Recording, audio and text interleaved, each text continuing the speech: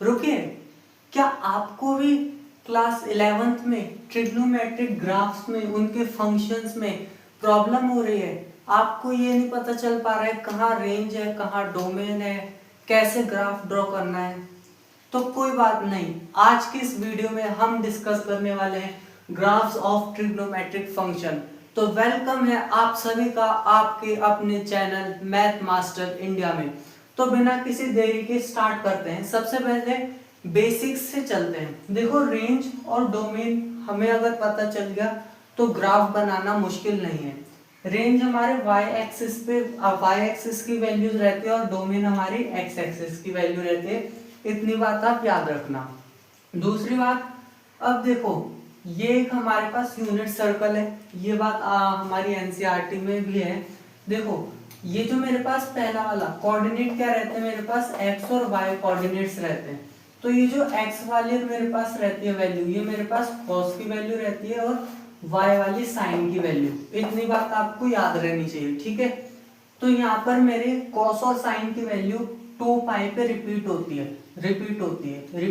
है। इतनी बात पता चल गई, ठीक है। अब मुझे रेंज और डोमेन निकालना है कि कैसे निकालेंगे। तो देखो, इसी से निकल जाएगा आपका रेंज भी और डोमेन भी। तो देखो, मेरे पास साइन की बात करते हैं। अगर ये साइन है, ये साइन है, वाई वाला साइन रहता है, तो साइन की बात करें तो 0 है, फिर 1 है, फिर 0 है, फिर -1 है, फिर 0 है। ये रिपीट हो रही है, हर एक डिग्री पे रिपीट हो रही है। चाहे 0 से इंफिनिटी की बात करूं, रिपीट हो रही है। माइनस इंफिनिटी से इंफिनिटी की बात करूं, रिपीट हो रही है। यानी कि मैं कह सकता हूं साइन का जो रेंज होगा, रेंज ऑफ साइन, साइन की जो रेंज होगी वो कहां से कहां तक होगी, -1 से 1 तक होगी। साइन की रेंज होगी ऑब्वियसली बात है, होगी। और इसकी डोमेन ऑफ साइन, डोमेन क्या होगी, -इंफिनिटी से इंफिनिटी, यानी कि set of all real number होंगे। साइन की रेंज और डोमेन पता चल गई। अब इसका ग्राफ बनाते हैं। इसका ग्राफ कैसे बनाएंगे, देखो, पाई/2 पे मेरे पास साइन की वैल्यू क्या है, 1 है, ठीक है। तो यहाँ पर मैंने 1 करा। ऐसे ही पाई पे मेरे साइन की वैल्यू 0 है, तो 0। 3π/2 पे साइन की वैल्यू -1 है, ठीक है। और 2π पे मेरे पास साइन की वैल्यू 0 है। ऐसे ही -π/2 पे साइन की वैल्यू क्या रहेगी।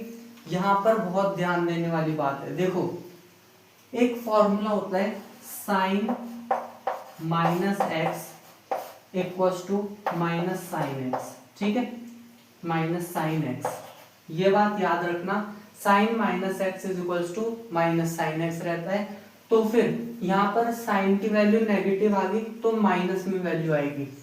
π/2 पे 1 रहता है, बट यहाँ पर -1 आ जाएगा, ठीक है। ऐसे ही -π पे 0 माइनस प्लस का नहीं रहता, तो 0 0 ही रहेगा। 3π/2 पे माइनस रहती है, बट -π/2 3π/2 पे क्या रहेगी, प्लस हो जाएगी, और इस पे 0 ही रहेगी, ठीक है। तो अब ऐसे मेरे पास ये साइन का ग्राफ ऐसे कुछ ड्रॉ होगा, ऐसे जाएगा यहाँ से, फिर यहाँ 0 से पास आउट होगा, फिर यहाँ से ऐसे जाएगा और ये ऐसे जाएगा, ठीक है। ये मेरे पास साइन का ग्राफ है। अब चलते हैं कॉस के ग्राफ की ओर। अब कॉस के ग्राफ के लिए फिर से रेंज और डोमेन देखना पड़ेगा। तो सबसे पहले रेंज, वाई एक्सिस की वैल्यूज देखते हैं कि वाई एक्सिस पे हम रेंज क्या ले सकते हैं। तो देखो, जैसे साइन का था, कॉस में भी सेम है, वैल्यू रिपीट हो रही है, -1 0 1, मतलब -1 भी इंक्लूड है, 0 और 1 इनके बीच के सारे इंक्लूड है, ठीक है। डोमेन क्या हो सकता है, देखो, एक कंप्लीट सर्कल का रिवॉल्यूशन हो रहा है, आप कोई सी भी वैल्यूज रखो कॉस की, सब वैलिड रहेंगी। तो यहाँ पर मेरे पास डोमेन भी इसका set of all real number लिख सकता हूँ, ठीक है। तो अब इसका भी आराम से ग्राफ बन जाएगा। कैसे, देखो, π/2 पे मेरे पास cos 0 है, ठीक है, 0 रख दिया। अब पाई पे मेरे पास cos -1 है, तो ये -1 रख दिया। 3π/2 पे cos 0 है, 0 रख दिया, और 2π पे मेरे पास cos 1 है, 1 रख दिया। अब यहाँ से मेजर आपको एक और फॉर्मूला आपको पता है, एक फॉर्मूला पता है, क्या पता है, cos minus x equals to cos x रहता है, यानी कि थीटा अगर एंटी क्लॉकवाइज या क्लॉकवाइज घूमे मेरे पास वैल्यू सेम ही रहती है, माइनस प्लस में कोई चेंज नहीं होता। तो यहाँ पर माइनस पाई बाई 2 है तो कॉस जीरो है यहाँ पर, तो कोई बात नहीं। यहाँ पाई माइनस 1 है तो जैसे साइन में मैंने माइनस से प्लस कर दिया था, यहाँ माइनस है तो माइनस ही रहेगा, प्लस है तो प्लस ही रहेगा, तो यहाँ माइनस 1 ही रहेगा। फिर ये पाई बाई 2 पे 0 है और 2 पाई पे 1 है, तो यहाँ पर 1 ही रहेगा। ठीक है, अब इसका ग्राफ ड्रॉ कर दूंगा मैं, ऐसे जाएगा और 0 पे मेरे पास 0 का मतलब भी मेरे पास 2 पाई ही रहता है। ठीक है, तो यहाँ से ग्राफ ऐसे जाएगा, फिर यहाँ से ऐसे जाएगा और यहाँ से ऐसे जाएगा, तो ये मेरा कॉस का ग्राफ था। अब हम चलते हैं टेन और कॉट के ग्राफ की तरफ। अब एक बात याद रखना, रेंज क्या होती है कि मैं कितना ऊपर और कितना नीचे तक जा सकता हूँ, ये एक रेंज है मेरी। डोमेन, मैं उस ऊपर और नीचे जाने में उसके बीच में क्या क्या वैल्यूज रख सकता हूँ, उसको डोमेन कहते हैं। ठीक है, अब टेन थीटा आपको पता है, टेन थीटा मेरे पास tan theta is equals to sine theta by cos theta रहता है। बहुत अच्छा, अच्छे से देखना, इसको अच्छे से समझना, tan theta sine by cos रहता है। तो अब मैं क्या रख सकता हूँ टेन की जगह, टेन की रेंज निकाल रहा हूँ मैं रेंज, तो साइन थीटा में 0 रखूंगा तो कॉस 1 आएगा, मतलब 0। एक ये बात समझ आई। 0 रखूंगा पाई बाई 2 पे 0 1 रखूंगा साइन की जगह और नीचे कॉस 0, तो टेन नॉट डिफाइन हो जाएगा। एक नॉट डिफाइन आई बात मेरे पास, एक मेरे पास 0 आई। फिर मैं अगर साइन की जगह 0 और -1 फिर से नॉट डिफाइन आएगा, और फिर अगर मैं -1 और 0 रखूंगा फिर से नॉट डिफाइन आएगा, और 0 और 1 रखूंगा फिर से 0 आ जाएगा। मतलब यहाँ से मुझको कुछ बातें मिल रही है क्या, कि पहले तो मुझको रेंज मिल गई, टेन थीटा की रेंज मिल गई। कैसी रेंज मिल गई कि ये नॉट डिफाइन जा रहा है, नॉट डिफाइन यानी माइनस इंफिनिटी से इंफिनिटी तक, ये मुझको इसकी क्या मिल गई, रेंज मिल गई, है ना। और कहाँ कहाँ जा रहा है नॉट डिफाइन, कौन कौन सी वैल्यूज पे जा रहा है, तो ये मेरी डोमेन कहलाती है, डोमेन कहलाती है ये मेरी। ठीक है, डोमेन कहाँ कहाँ जा रहा है ये मेरा, एक तो कौन कौन सी वैल्यूज पे जा रहा है। ठीक है, तो ये मेरी नॉट डोमेन कहलाती है। तो डोमेन तो मेरे पास set of all real number है, मतलब मैं सारे रियल नंबर रख सकता हूँ, एक्स एक्सिस पे सारे रियल नंबर रख सकता हूँ, बट कुछ रियल नंबर एक्सक्लूड होंगे, जैसे कि कहाँ कहाँ, जहां पर मेरा cos 0 होगा, यानी पाई बाई 2 और 3 पाई बाई 2, यानी पाई बाई 2 प्लस n पाई। ठीक है, n पाई ये एक्सक्लूड रहेगा। ठीक है, मतलब ये जो मेरे पास वैल्यूज आती हैं ऑड पाई बाई 2 की, ये y एक्सिस की जो भी वैल्यूज रहती हैं वहां पर वो एक्सक्लूड करनी है, वहां नॉट डिफाइंड रहता है, और यहाँ पर n मेरे पास एक इंटीजर रहता है। ये बात समझ आई, रेंज और डोमेन। अब बना लेते हैं, 10 पाई बाई 2 पे नॉट डिफाइन है, तो मैं नॉट डिफाइन को ऐसे शो करता हूँ डॉटेड लाइन से। 3 पाई बाई 2 पे भी नॉट डिफाइन है, यहाँ पर भी नॉट डिफाइन है, और यहाँ पर भी नॉट डिफाइन है। इसको आप मैनेज कर लेना थोड़ा। ठीक है, अब देखो tan 0 डिग्री पे क्या रहेगा, tan 2 पाई पे मेरे पास 0 रहेगा। ठीक है, तो अगर मैं इसको इधर बढ़ाऊंगा तो ये ऐसे जाएगा, और नीचे की साइड ले जाऊंगा तो ये ऐसे जाएगा। ठीक है, पाई पे भी ये 0 रहता है tan, तो यहाँ ऐसे जाएगा और यहाँ पर ऐसे जाएगा। 2 पाई पे भी 0, तो इधर आप ले जा सकते हैं आगे वैल्यू डाल के, अभी मेरे पास वैल्यू ये है तो इधर जाएगा, फिर यहाँ से भी ऐसे जाएगा और ऐसे जाएगा, और यहाँ से भी ये इधर जाएगा। ठीक है, अब एक बात ध्यान रखना कि ये जो ये लाइंस हैं ये कभी भी इंटरसेक्ट नहीं होगी, ये ऐसे ही चलती जाएंगी। क्यों, क्योंकि हमें नॉट डिफाइंड दे रखा है, नॉट डिफाइंड पे वैल्यू पता नहीं है, और अगर हमने कहीं ऐसे क्रॉस कर दिया तो ये पॉइंट हमें पता लग जाएगा। ठीक है, और हमें तो कोई पॉइंट पता ही नहीं है, तो ये नॉट डिफाइंड रहेगा। ठीक है, अब देखते हैं कॉट का ग्राफ। अब कॉट के लिए भी हमें रेंज और डोमेन चाहिए। ठीक है, तो कॉट थीटा याद रखना, कॉट थीटा आपको पता है, cot theta is equals to cos theta cos theta by sin theta होता है, ठीक है।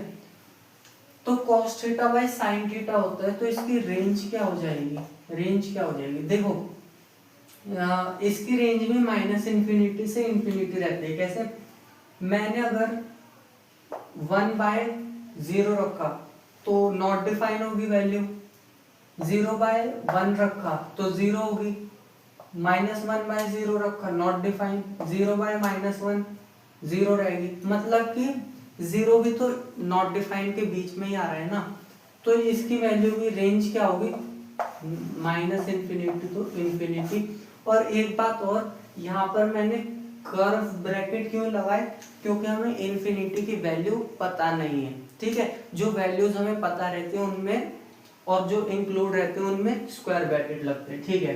रेंज पता चल गई, डोमेन कैसे पता चलेगा, डोमेन देखो, डोमेन यहाँ पे रहेगा, डोमेन यहाँ पर भी set of all real number रहेंगे, बट कुछ वैल्यूज एक्सक्लूड रहेंगी जो नॉट डिफाइन है। जैसे कि यहाँ पर 2 पाई पे मेरे पास नॉट डिफाइन आ रहा है, पाई पे नॉट डिफाइन आ रहा है, मतलब कि n पाई, where n belongs to integer, मतलब कि 2 पाई हो गया या पाई हो गया, जो भी एक्स एक्सिस की यहाँ पर वैल्यूज आ रहे हैं, 2 पाई, पाई, 3 पाई, 4 पाई, ऐसे इन वैल्यूज पे मेरे पास डोमेन नॉट डिफाइन रहता है, ठीक है। तो देखो कैसे, और हाँ, रेंज में जहां पर इन्फिनिटी जाए तो यहाँ डॉटेड से शो कर देते हैं हम, डॉट, ठीक है, यहाँ पर डॉट, ठीक है।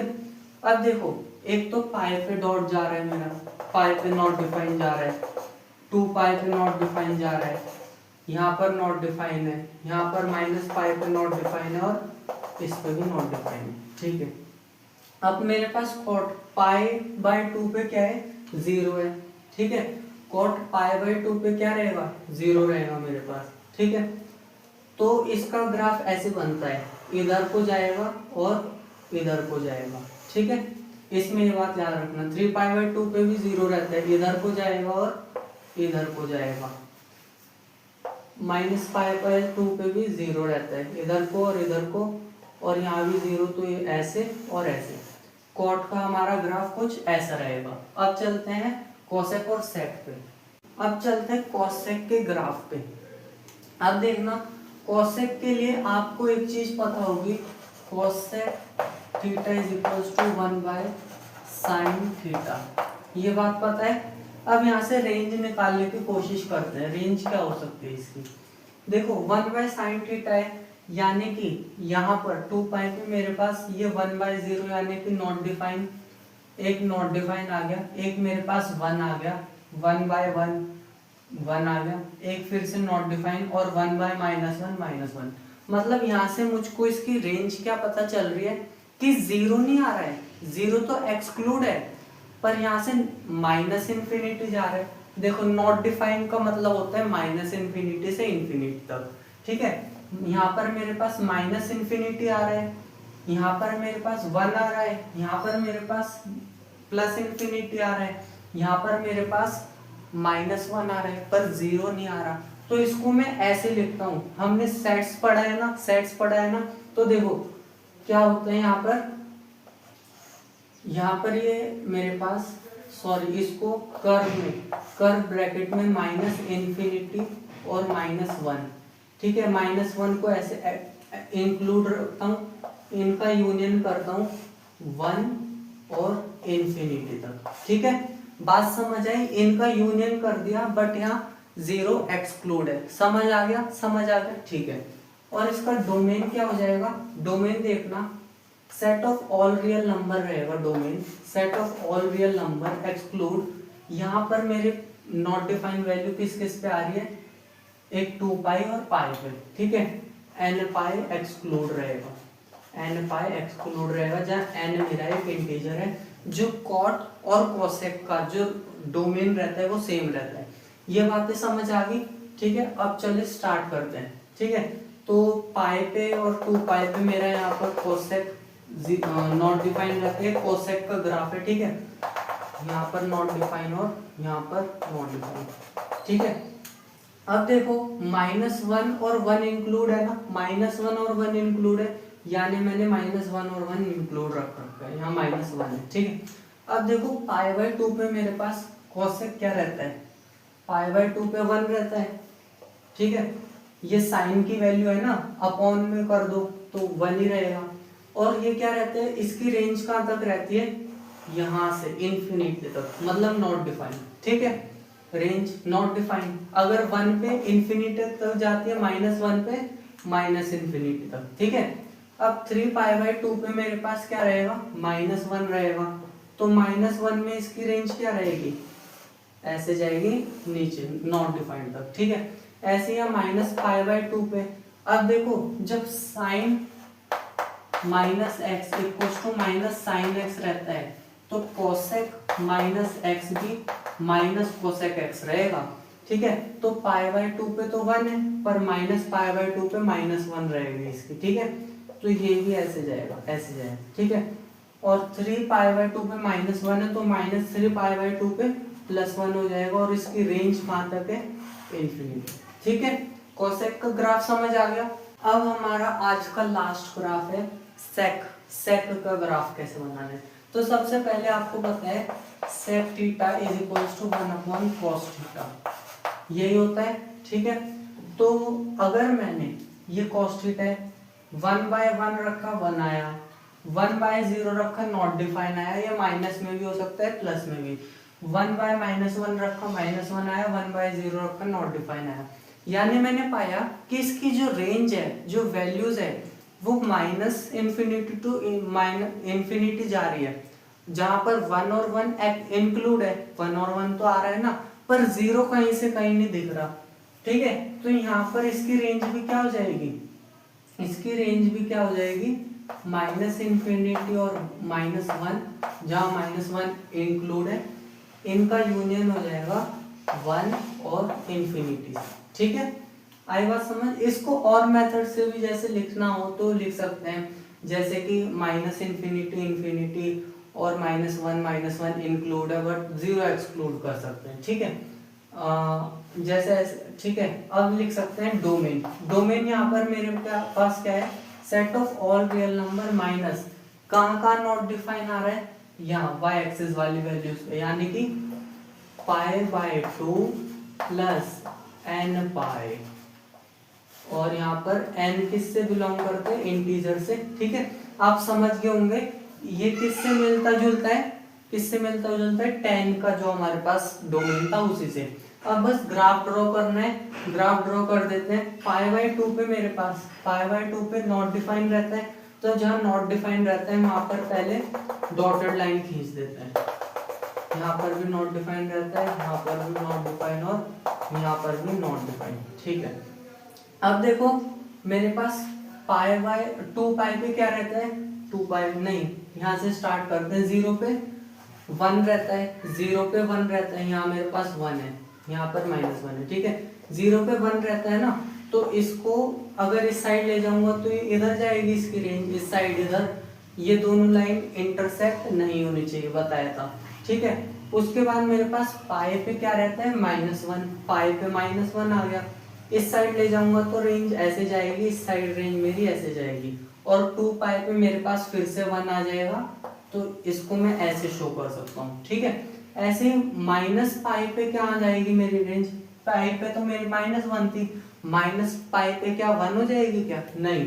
देखो अगर मेरे पास cos -x equals to cos x रहता है, तो sec भी तो इसी का अपोजिट रहता है, तो sec -x भी मेरे पास sec x ही रहेगा, यहाँ माइनस से वैल्यू चेंज नहीं होगी, वैल्यू चेंज होती है tan में और sin में और cosec में, ठीक है।